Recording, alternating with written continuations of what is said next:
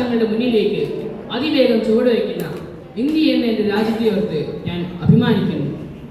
സാമ്പത്തികമായും സൈനിക ശക്തി കൊണ്ടും ശാസ്ത്ര സാങ്കേതിക രംഗങ്ങളിലെ വിസ്മയാജനകമായ നേട്ടങ്ങൾ കൊണ്ടും ഇന്ത്യ ഇന്ന് മറ്റു രാജ്യങ്ങളുടെ മുന്നിൽ അഭിമാനത്തിന് പാത്രമാകുന്നതിൽ നമുക്ക് അഭിമാനിക്കാം. ഒരേ ഇന്ത്യ ഒരൊറ്റ ജനത എന്ന മന്ത്രവുമായി ഈ നേട്ടങ്ങളെയെല്ലാം നെഞ്ചോട് ചേർത്ത് വെച്ച് ആഹ്ലാദിക്കുമ്പോഴും യഥാർത്ഥ സ്വാതന്ത്ര്യത്തിൻ്റെ വിലയെന്തെന്ന് നാം മറന്നുപോകുന്നു. ഇന്ന് ആത്മപരിശോധന നടത്തേണ്ട സമയം കൂടിയാണ്. നേട്ടങ്ങളെ ഓർത്ത് അഭിമാനിക്കുന്ന നമ്മുടെ രാജ്യത്തിൻ്റെ നാളുകളെക്കുറിച്ചും കൂടി സർഗാത്മകമായി സ്വപ്നങ്ങൾ കാണുവാൻ നമുക്ക് ഏവർക്കും കഴിയണം.